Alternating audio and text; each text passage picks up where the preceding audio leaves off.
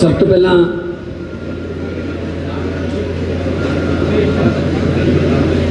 सारे मीडिया के साडे साथी,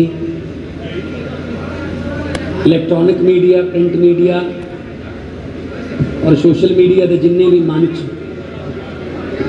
जिन्होंने तुसी रिप्रजेंट करते हो, लुधियाना दे विच तुहाडा स्वागत है।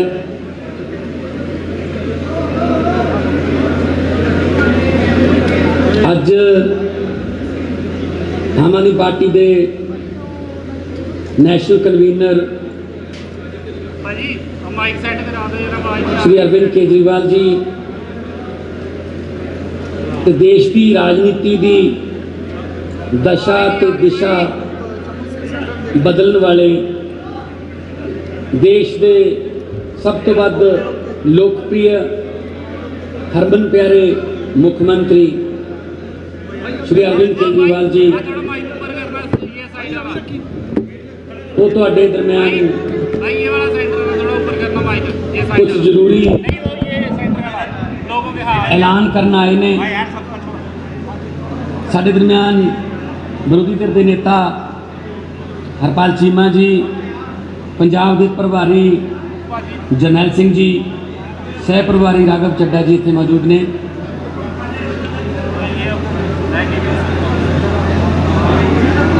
कल भी साडी व्यापारियों नाल मीटिंग हुई सी, उत्थे भी गल चली सी कि आम तौर पर जिहड़ियां राजनीतिक पार्टियां ने वो ड्राइंग रूमां दे विच बह के अपने मैनीफेस्टो तैयार कर लैंदियां ने। उन्होंने जिहड़ा मैनीफेस्टो है उन्होंने आम लोग भी हुण झूठ का पलंदा कहन लग गए। घर घर नौकरियां दे वादे हो जाते हैं, कर्जे माफिया के वादे हो जाते हैं, स्मार्ट फोनां के वादे हो जाते हैं, तो सिर्फ लिखे लिखाए मतलब लिखा होया झूठ उन्होंने मन्निया जान लग गया। पर आम आदमी पार्टी ड्राइंग रूमां च ना तो पैदा हुई है, पैदा भी रामलीला ग्राउंड के एंटी करप्शन अंदोलन चो हुई है, तो ना ही असी बंद कमरा मीटिंग करके मैनीफेस्टो बनाने। आम लोग जाने, किसानों का मैनीफेस्टो बनाने तो किसानों नाल गल करते हैं, व्यापारियों का मैनीफेस्टो आऊगा तो व्यापारियों दे नाल गलबात करके उन्हां दीयां समस्यावां, क्योंकि जिन्हों दुख होंदा वो उही सब तो वध दुख नूं दस सकदा कि किहड़ी नबज किहड़ी रग मेरी ज़्यादा दुखदी है। मैं बतौर MP 7 साल हो गए। तुसीं हैरान हो जाओगे कि संगरूर दे विचों लगभग हरेक महीने दे विच अंदाजन कहदा मैं 30 तो 40 मेरे को यहो जिहे बंदे आउंदे ने गंभीर बीमारियां दे शिकार। कोई कैंसर है, किसी दी अखां दी निगाह जाण वाली है, किसी का कोई थैलेसीमिया का कोई मरीज़ है, कोई बहुत सारे ऐसे आउंदे ने। वो ये कहना आउंदे ने साडा दिल्ली तो इलाज करा दो जी। असी रिकमेंड कर दिंदे आ।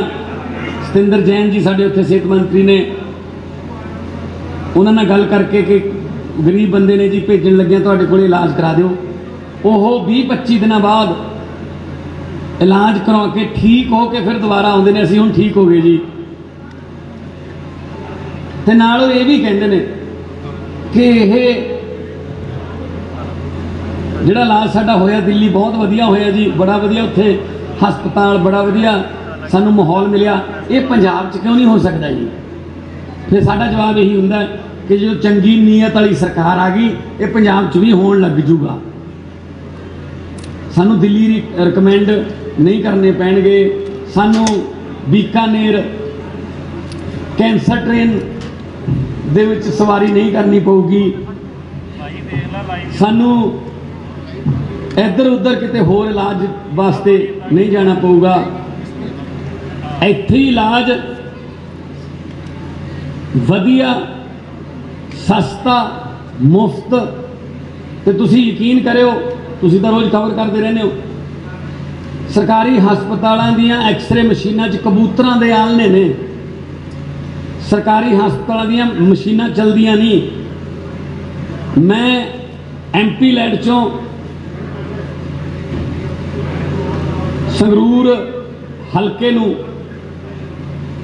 ਵੈਂਟੀਲੇਟਰ ਕਰੋਨਾ ਟਾਈਮ 'ਚ ਮੈਂ ਦਿੱਤੇ, ਪਰ ਉਹਨਾਂ ਵੈਂਟੀਲੇਟਰ ਨੂੰ ਚਲਾਉਣ ਵਾਲੇ ਮੁਲਾਜ਼ਮ ਹੈ ਨਹੀਂ, ਡਾਕਟਰ ਹੈ ਨਹੀਂ, ਇਹਦੇ ਕਰਕੇ ਉਹ ਬੇਕਾਰ ਪਏ ਨੇ। ਐਂਬੂਲੈਂਸਾਂ ਦਿੰਦੇ ਆ, ਕਹਿੰਦੇ ਡਰਾਈਵਰ ਹੈ ਨਹੀਂ ਜੀ ਸਾਡੇ ਕੋਲ, ਐਂਬੂਲੈਂਸਾਂ ਖੜੀਆਂ ਨੇ। ਮਤਲਬ ਸਰਕਾਰੀ ਹਸਪਤਾਲ ਸਿਰਫ ਜਿਹੜੇ ਖਾਸ ਤੌਰ ਤੇ ਕਸਬਿਆਂ ਦੇ ਨੇ, ਬਰਨਾਲਾ, ਸੰਗਰੂਰ, ਮੈਂ ਆਪਣੇ ਹਲਕਾ ਦੀ ਗੱਲ ਕਰਾਂ ਸੁਨਾਮ, ਉਹ ਸਿਰਫ ਰਿਕਮੈਂਡੇਸ਼ਨ ਸੈਂਟਰ ਬਣ ਗਏ। ਉੱਥੇ ਜਾਓ, ਜਾਣ ਸਾਰ ਉਹ ਕਹਿੰਦੇ ਨੇ ਜੀ ਪਟਿਆਲੇ ਲੈ ਜਾਓ ਜਾਂ PGI 'ਚ ਲੈ ਜਾਓ। ਸੋ ਹਰ ਛੋਟੇ ਜਿਹੇ ਇਲਾਜ ਵਾਸਤੇ ਵੀ ਸਾਨੂੰ PGI ਜਾਣਾ ਪੈਂਦਾ, ਔਰ PGI ਤੇ ਇੰਨਾ ਬਰਡਨ ਹੈ ਕਿ ਉੱਥੋਂ ਦੇ ਡਾਕਟਰ ਜਿਹੜੇ ਨੇ ਉਹ ਡਿਪਰੈਸ਼ਨ ਦੇ ਵਿੱਚ ਰਹਿਣ ਲੱਗ ਗਏ। ਬਹੁਤ ਵਧੀਆ ਇਲਾਜ ਹੈ PGI 'ਚ, ਪਰ ਘੱਟੋ ਘੱਟ ਉੱਥੇ ਇਨਫਰਾਸਟ੍ਰਕਚਰ ਇਸ ਲੈਵਲ ਦਾ ਨਹੀਂ ਹੈਗਾ ਕਿ ਉਹ ਇੰਨੇ ਮਰੀਜ਼ ਸੰਭਾਲ ਸਕਣ।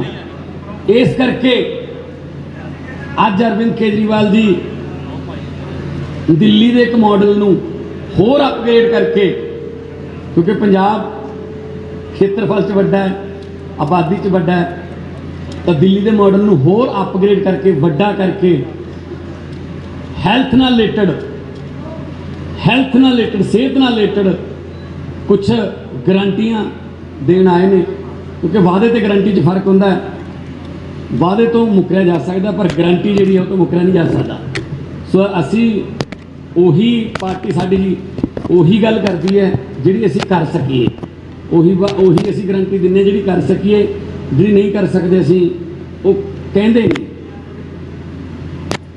ਜਿਵੇਂ ਇਹਨਾਂ ਨੇ ਲਾਰੇ ਲਾ ਕੇ ਹੁਣ ਤੱਕ ਪੰਜਾਬ ਨੂੰ ਜਿਹੜਾ ਉਹ ਲੋਲੀਪੌਪ ਦਿੰਦੇ ਰਹੇ ਨੇ। ਸੋ ਸਿਹਤ ਨਾਲ ਸੰਬੰਧਿਤ ਲੋਕਾਂ ਦੀ, ਬੱਚਿਆਂ ਦੀ, ਬਜ਼ੁਰਗਾਂ ਦੀ ਸਿਹਤ ਨਾਲ ਸੰਬੰਧਿਤ, ਹਸਪਤਾਲਾਂ ਨਾਲ ਰਿਲੇਟਡ, ਮੈਡੀਕਲ ਐਜੂਕੇਸ਼ਨ ਨਾਲ ਰਿਲੇਟਡ ਸਾਰੀਆਂ ਜਿਹੜੀਆਂ ਗਰੰਟੀਆਂ ਨੇ, ਉਸ ਲਈ ਡਿਟੇਲ ਦੇ ਵਿੱਚ ਦੱਸਣ ਵਾਸਤੇ ਸਾਡੇ ਕੋਲੇ ਅੱਜ ਅਰਵਿੰਦ ਕੇਜਰੀਵਾਲ ਜੀ ਆਏ ਨੇ। ਮੈਂ ਸਤਿਕਾਰ ਸਾਹਿਬ ਉਹਨਾਂ ਨੂੰ ਬੇਨਤੀ ਕਰੂੰਗਾ ਕਿ ਉਹ ਦਿੱਲੀ ਦੇ ਮਾਡਲ ਦੀ ਪਹਿਲਾਂ ਉਦਾਹਰਨ ਵੀ, ਐਗਜ਼ਾਮਪਲ ਵੀ ਦੇਣ, ਇੱਕ ਸਫਲ ਸਕਸੈਸਫੁਲ ਮਾਡਲ ਦੀ, ਕਿ ਕਿਵੇਂ ਦਿੱਲੀ 'ਚ ਉਹਨਾਂ ਨੇ ਸਫਲ ਕੀਤਾ। ਉਸ ਤੋਂ ਬਾਅਦ ਉਹ ਪੰਜਾਬ ਦਾ ਮਾਡਲ ਪੇਸ਼ ਕਰਨਗੇ ਤੇ ਨਾਲ ਉਸ ਤੋਂ ਬਾਅਦ ਤੁਹਾਡੇ ਸਵਾਲ ਵੀ ਜਿਹੜੇ ਨੇ ਉਹ ਲੈ।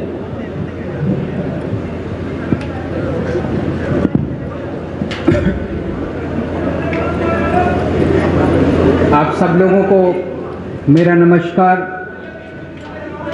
सत श्री अकाल, सबको मेरा प्रणाम।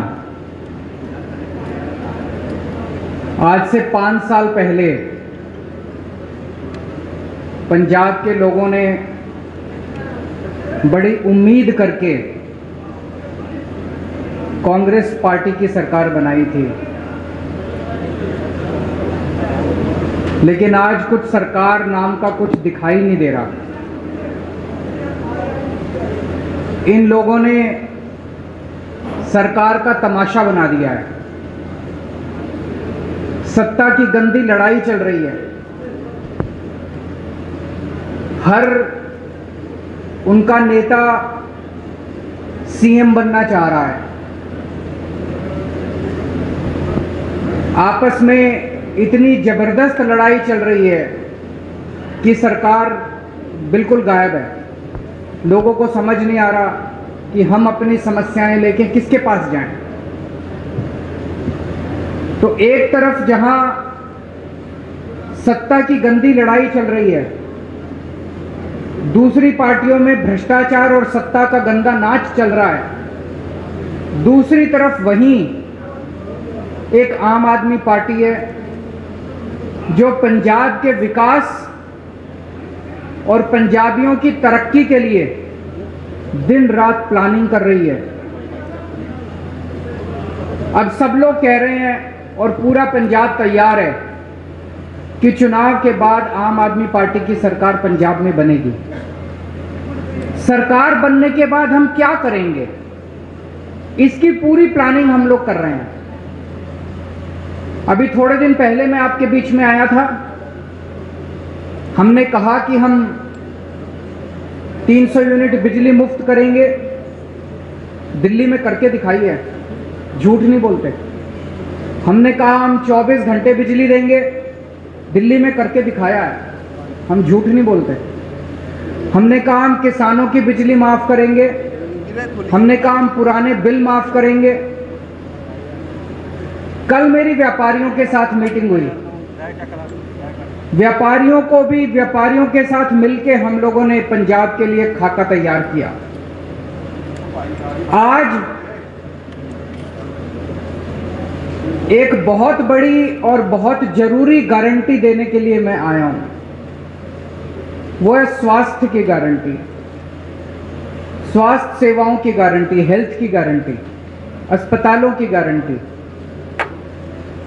आज पंजाब के अंदर इतना बुरा हाल है, अगर आप बीमार पड़ जाओ और सरकारी अस्पताल में चले जाओ, पीजीआई छोड़ के सरकारी अस्पताल, प्राइमरी हेल्थ सेंटर में चले जाओ, कम्युनिटी हेल्थ सेंटर में चले जाओ, आप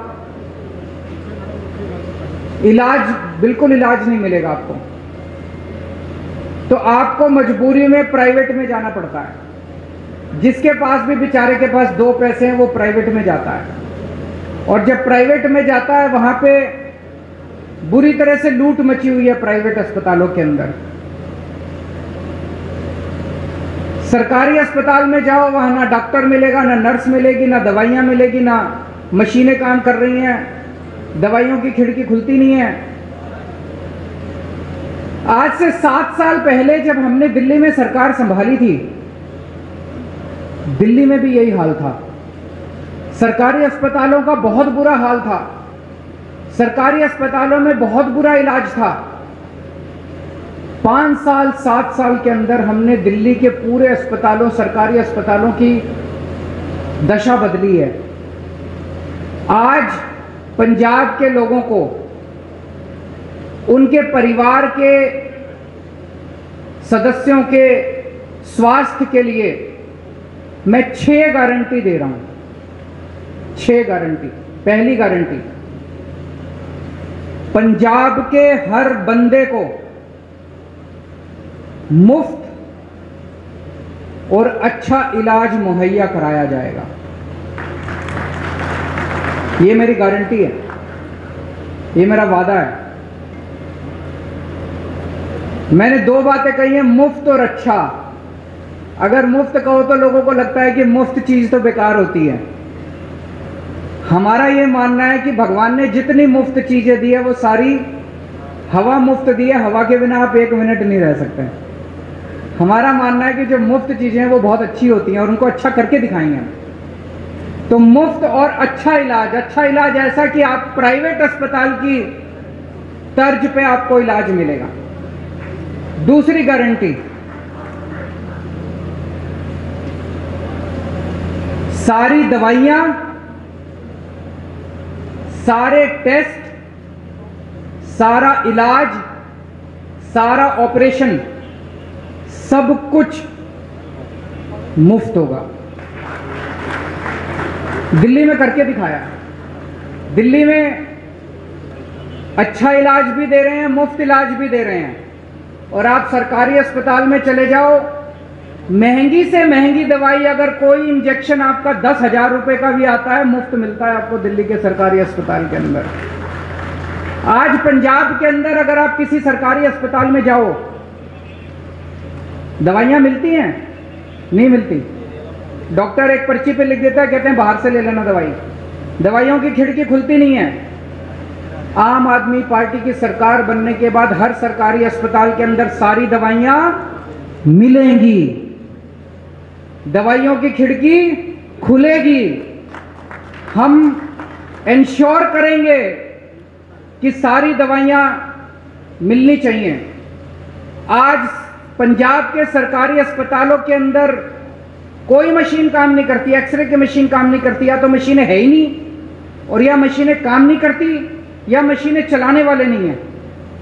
दिल्ली में भी यही हाल था। आज दिल्ली के अंदर सारी मशीनें हैं, मशीनें काम करती हैं और मशीन चलाने वाले भी हैं।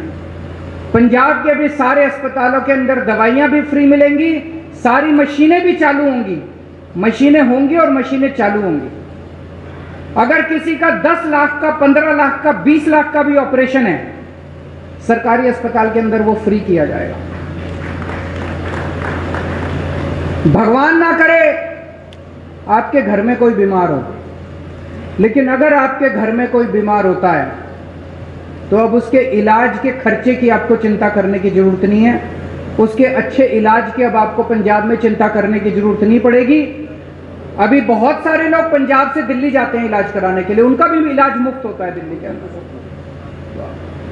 लेकिन अब आपको पंजाब से दिल्ली जाने की जरूरत नहीं पड़ेगी, पंजाब के अंदर आपका अच्छा इलाज होगा। ये हमारी दूसरी गारंटी है।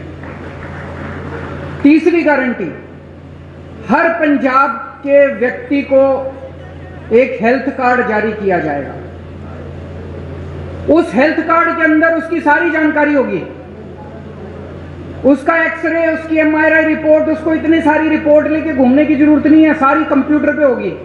वो बस अपना एक हेल्थ कार्ड लेके, हर आदमी, आपके परिवार में एक बच्चा है उसका अलग हेल्थ कार्ड होगा, आपका माँ है उसका अलग हेल्थ कार्ड होगा, पिताजी का अलग हेल्थ, हर एक बंदे को एक हेल्थ कार्ड जारी किया जाएगा।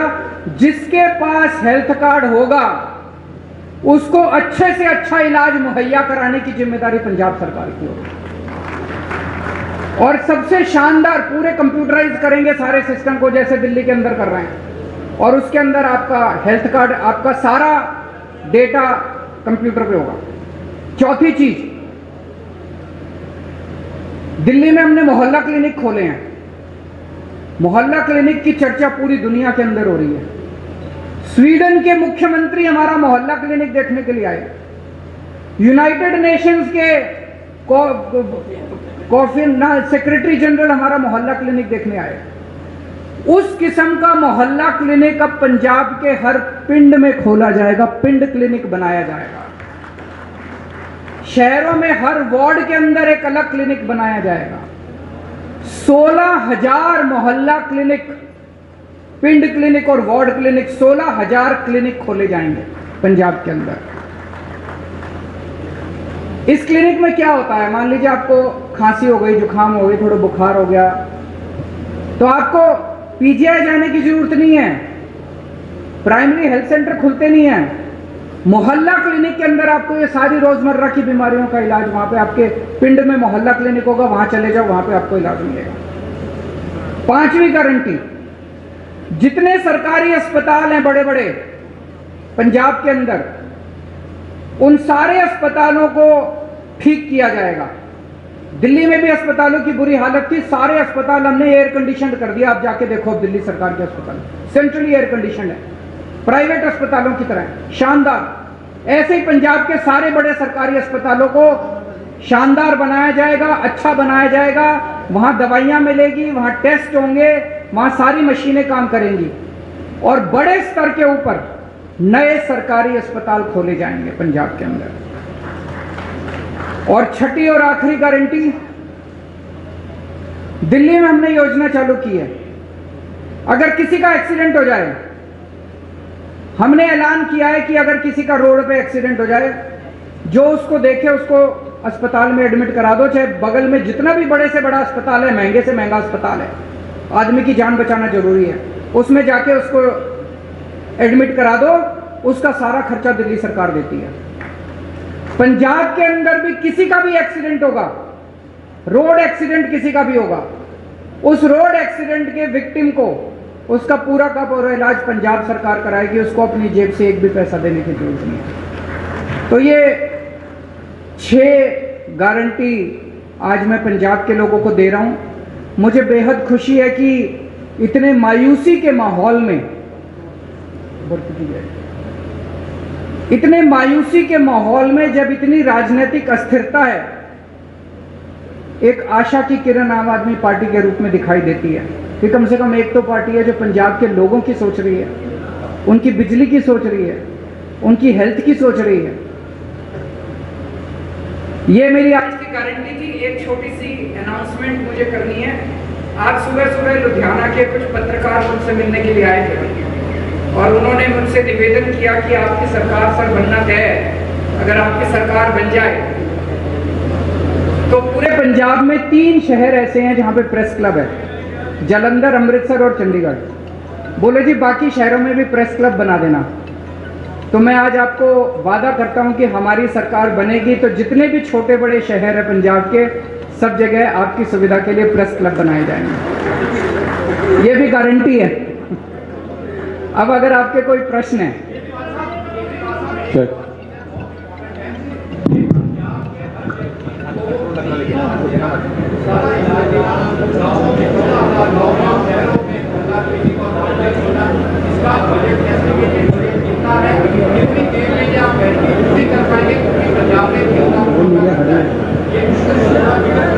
मैं आपको एक, इन्होंने बड़ा अच्छा प्रश्न पूछा है, 1 मिनट सुन लीजिए जरा। इन्होंने पूछा है जी पैसा कहां से आएगा। मैं आपको एक छोटा उदाहरण देता हूं, उदाहरण से आपको समझ आ जाएगा। जब हमारी दिल्ली में सरकार बनी थी पहली बार, मैं बता दूंगा आपको, सुनिए तो सही। जब हमारी सरकार बनी थी, हमने अपने मैनिफेस्टो में पहली बार भी डाला था कि हम फ्री करेंगे, इलाज फ्री करेंगे। हमने एक फ्लाईओवर बनाया, वजीरपुर फ्लाईओवर। वजीरपुर फ्लाईओवर बनना था 300 करोड़ का और बन गया 150 करोड़ का। वो 150 करोड़ बच गए एक फ्लाईओवर में। फिर मैंने कैबिनेट मीटिंग बुलाई। कैबिनेट मीटिंग में हमने तय किया भाई ये 150 करोड़ रुपया बच गया, इसका क्या करें। तो हमने कहा भाई एस्टीमेट बनाओ कि अगर हमें अपने लोगों की सारी दवाइयां और इलाज फ्री करना हो तो कितना खर्चा आएगा। तो पता चला, अफसरों ने एस्टीमेट लगाया, पता चला 150 करोड़ आएगा। एक फ्लाईओवर के बनाने की बचत में हमने पूरी दिल्ली का सारी दवाइयां और सारा इलाज मुफ्त कर दिया। मैं आपको ये उदाहरण इसलिए दे रहा हूं, ये जो जनता के काम है ना, इन कामों को करने में ज्यादा पैसा नहीं लगता। पैसा तब लगता है जब रिश्वतखोरी में और भ्रष्टाचार में सारा पैसा लूट लिया जाता है। ये जितना मैंने कहा है, ये सारा करने में कोई बहुत ज्यादा पैसा खर्च नहीं हो। जैसे मोहल्ला क्लिनिक आप एस्टिमेट बना लो, 20 लाख रुपए का एक मोहल्ला क्लिनिक बनता है, 15,000 बनाएंगे, आप देख लो कितना लगेंगे। दवाइयां और इलाज मुफ्त करने में बहुत कम लगेगा। मैंने बताया दिल्ली का 200-250 करोड़ का टोटल पूरी दिल्ली का दवाइयों का बजट आता है, पंजाब का 300-350 करोड़ का हो जाएगा, 400 करोड़ का हो जाएगा। इससे फालतू क्या होगा। तो जो एक चीज मैं आपको कह दूं कि मैं जो कहता हूं सारा होमवर्क करके लाता हूं, इसमें मैं और भी बड़ी बड़ी चीजें कर सकता था।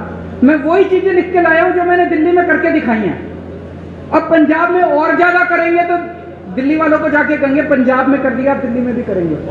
अरविंद जी, अरविंद जी, एक अरविंद जी इधर this side, Arvind ji this side.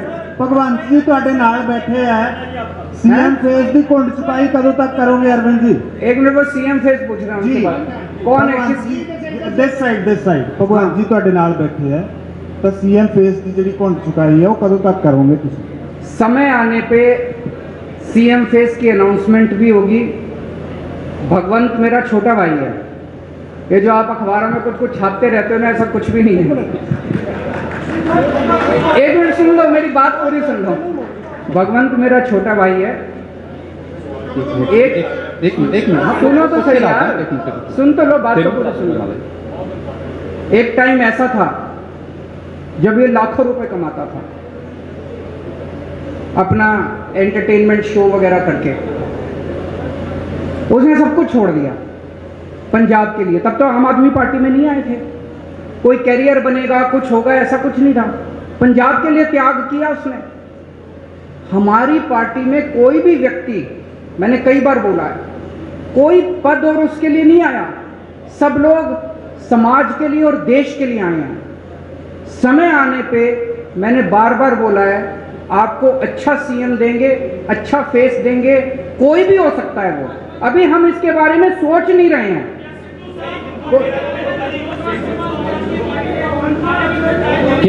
Kejriwal वो मेरे से पूछ रहे हैं क्या सिद्धू साहब पार्टी में आ रहे हैं। ये एक हाइपोथेटिकल क्वेश्चन है, काल्पनिक क्वेश्चन है। कभी भी अगर कुछ ऐसा होगा सबसे पहले आप ही को बताएंगे। केजरीवाल साहब, कांग्रेस पार्टी दो हिस्सों ਦੇ ਵਿੱਚ ਵੰਡੀ ਗਈ ਹੈ। ਹੁਣ ਇਹ ਕਿਹਾ ਜਾ ਰਿਹਾ ਹੈ ਕਿ captain Amarinder Singh BJP join ਕਰ ਸਕਦੇ ਨੇ ਤੇ ਜਿਹੜੇ ਮੌਜੂਦਾ ਸੀਐਮ ਹੈ ਚਰਨਜੀਤ ਸਿੰਘ ਚੰਨੀ ਉਹ ਖੁਦ ਨੂੰ ਆਮ ਆਦਮੀ ਕਰਕੇ ਪ੍ਰੈਜ਼ੈਂਟ ਕਰ ਰਹੇ। ਮਤਲਬ ਜਿਹੜਾ ਤੁਹਾਡਾ ਆਈਡੀਆ ਆਈਡੀਓਲੋਜੀ ਹੈ ਉਹ ਵੀ ਕਿਤੇ ਹਾਈਜੈਕ ਹੋ ਰਹੀ ਹੈ ਤੇ ਤੁਸੀਂ ਇਸ ਚੀਜ਼ ਦਾ ਐਨਾਲਿਸਿਸ ਕਿਵੇਂ ਕਰ ਰਹੇ ਹੋ? वो ये कह रहे हैं, प्रश्न ये है कि भाई चन्नी साहब हमारी नकल कर रहे हैं, यही कह रहे हैं आप? केजरीवाल की नकल करना आसान है, अमल करना मुश्किल है।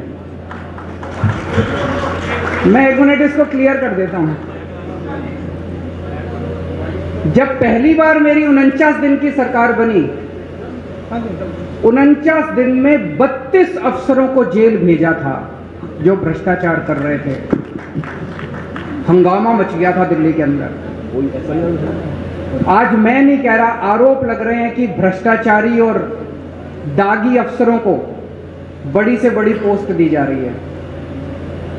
अमल करना मुश्किल है। एक मिनट, मेरे एक दिन मैं ऑफिस में बैठा था, मेरे पास एक किसी ने ऑडियो टेप भेजी व्हाट्सएप पे। उसमें मेरा एक मंत्री दूसरे किसी बंदे से 5 लाख रुपए मांग रहा था।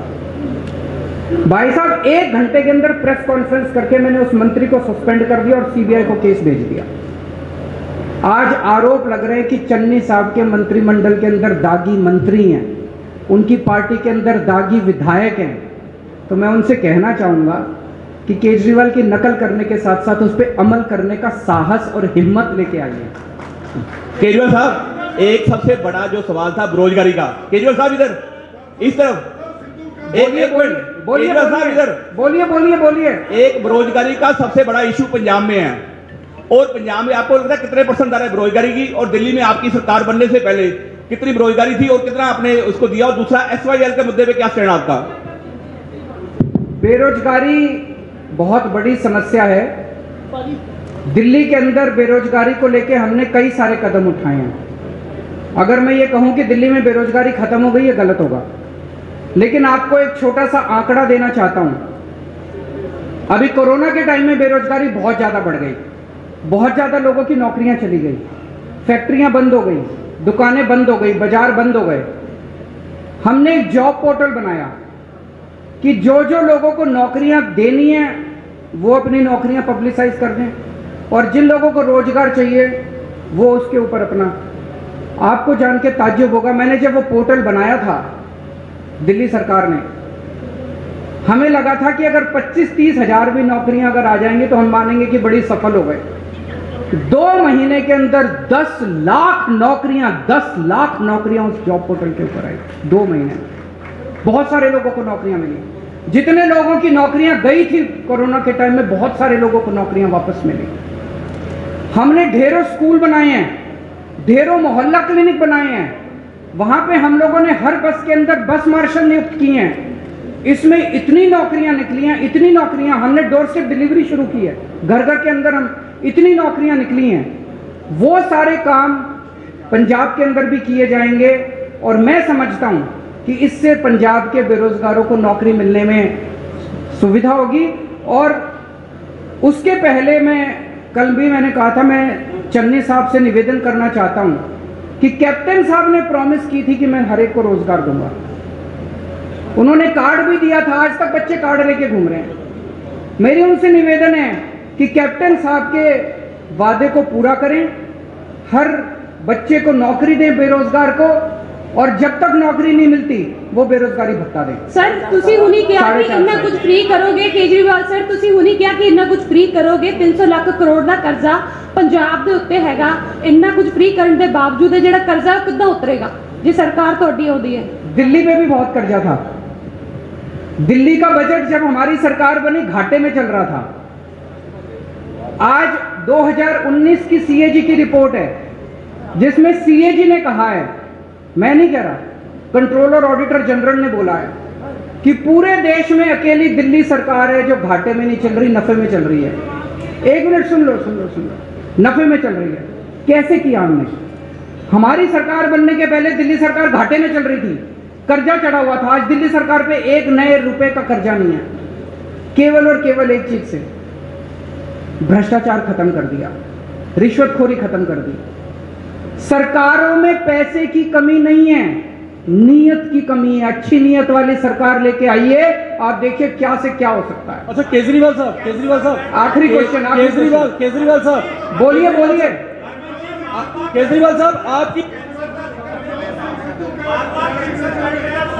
मेरे को जिसके पास माइक है वो बोल दीजिए। केजरीवाल साहब इधर दिस साइड बोल दो केजरीवाल साहब आपके नेताओं का कहना है, हाई प्रोफाइल नेताओं का, दिस साइड बोलिए केजरीवाल साहब आपके नेताओं का कहना है, विधायकों का कहना है कि पंजाब में किसानों को पराली जलाने के लिए दंडित किया जाना चाहिए, जो कथित तौर पर दिल्ली को प्रदूषण करता है।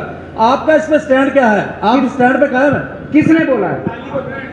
एक मिनट किसने बोला कि पंजाब के किसानों को दंडित करना चाहिए? बिल्कुल नहीं बोला। आप दिखा दीजिए। एक मिनट आप ये स्टेटमेंट दिखा दीजिए कि आम आदमी पार्टी के किसी ने बोला मैं राजनीति छोड़ दूंगा। झूठ मत फैलाइए, गलत मत बोलिए। पत्रकार की जिम्मेदारी है जनता को सच बताना। अब मैं आपको बताता हूं, एक मिनट सुनिए मेरी बात।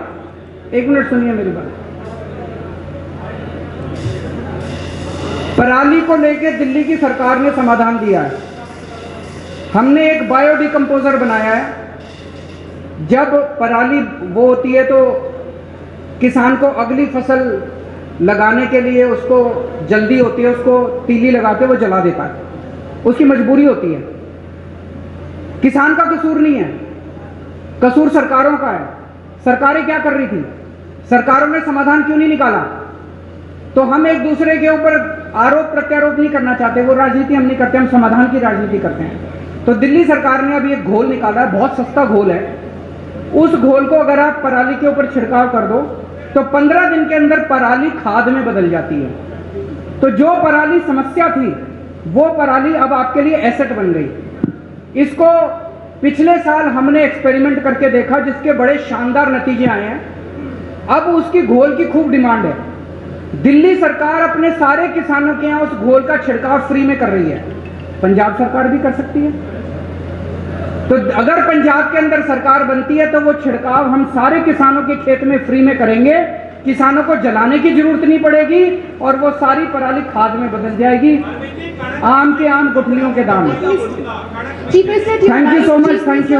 बहुत बहुत मेहरबानी, बहुत बहुत शुक्रिया, धन्यवाद सारा।